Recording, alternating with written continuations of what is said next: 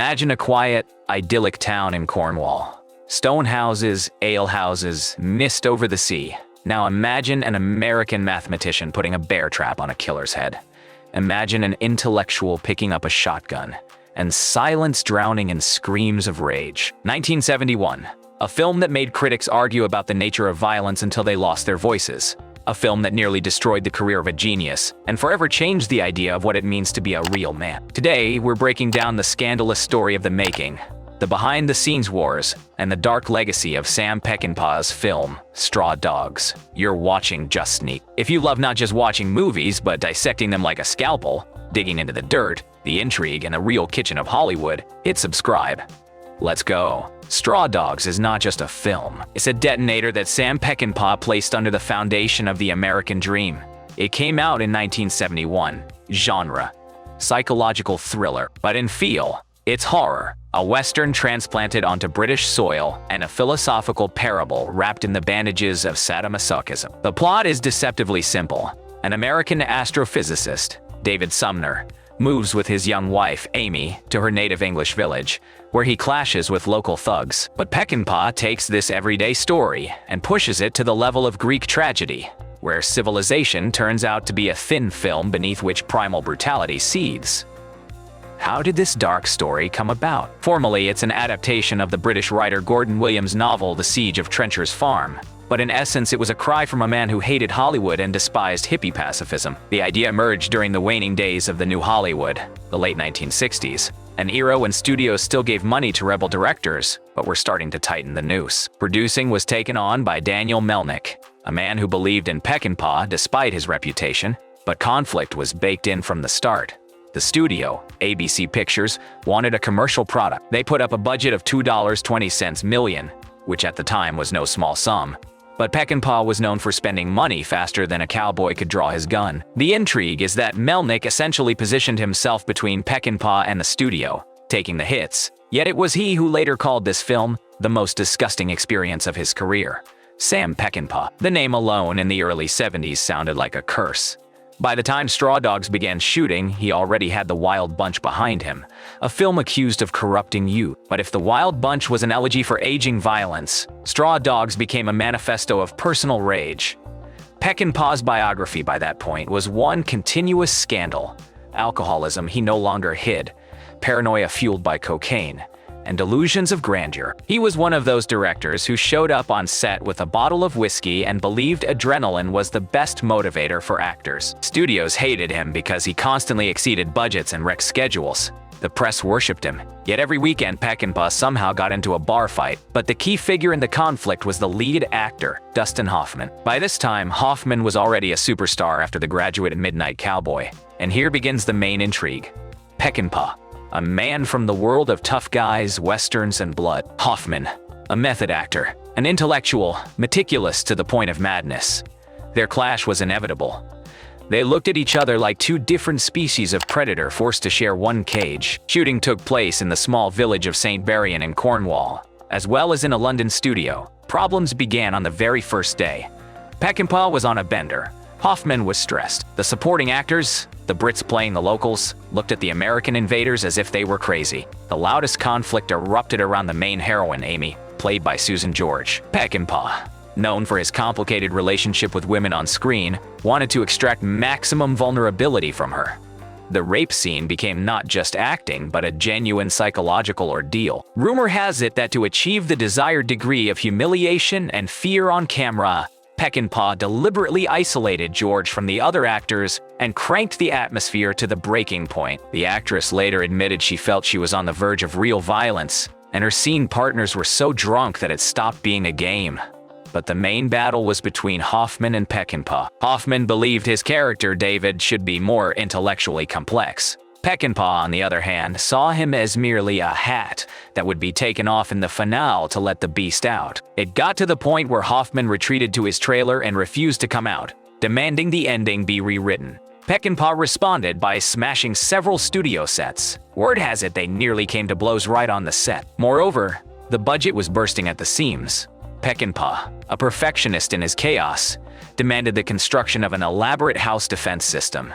He shot the siege scenes with so many takes that the stunt crew worked to exhaustion. Local residents in Cornwall filed complaints about the noise and lewd filming, which added trouble with the local police. So what is this film, which had gathered so much dirt even before its release, about? Officially, a quiet astrophysicist, David, and his wife, Amy, moved to England, hiring local workmen to repair the roof.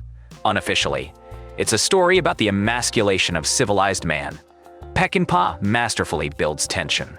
He shows how the British lads, Charlie, Norman, and company, systematically destroy the hero's marriage, provoking aggression that David suppresses. The themes it raises are so sharp that the film still sparks debate. The question of the nature of violence. Is it innate or acquired? The problem of masculinity. Through Hoffman's character, Peckinpah seems to mock intellectual pacifism. You think you're above violence until your brains are blown out on your own doorstep. Interestingly, the plot echoes real scandals of the era. In the 1960s, America was experiencing a crisis of masculinity, the feminist movement was gaining momentum, and the Vietnam War showed that the civilized world was capable of brutality, no less than savage tribe. Peckinpah seems to say, "You're all pretending," but beneath that polo shirt lurks the same cowboy ready to kill. When the film was finished, the studio was horrified.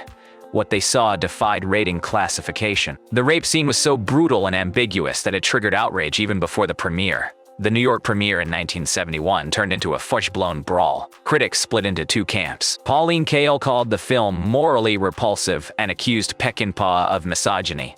Roger Ebert, on the contrary, wrote that it was a powerful, unbearable examination of violence that cannot be ignored. The British Board of Film Censors initially wanted to ban its release altogether. The film was accused of potentially inciting crime. In the UK, Straw Dogs was effectively withdrawn from wide release and existed for a long time only in underground film clubs. There were several lawsuits. Feminist organizations demanded the key scenes be cut.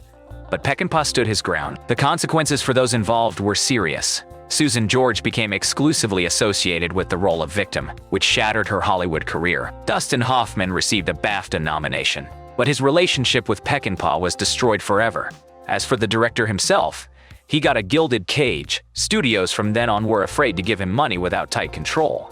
Let's dig deeper. There's more dirty detail here than in the sewage pipes of Cornwall. Hoffman hated Peckinpah.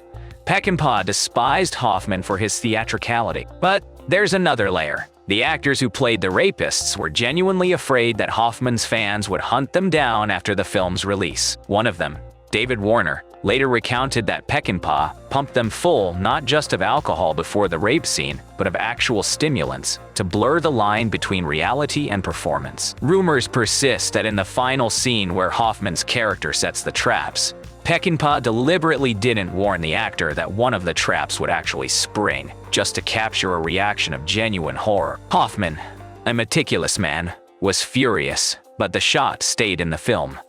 Originally, much more footage was shot explaining the motives of the village men. Peckinpah wanted to show that they weren't just villains but victims of social injustice, pushed off their land by a rich American. The studio cut those scenes, simplifying the conflict to good guy versus bad guys, thereby distorting Peckinpah's original intent.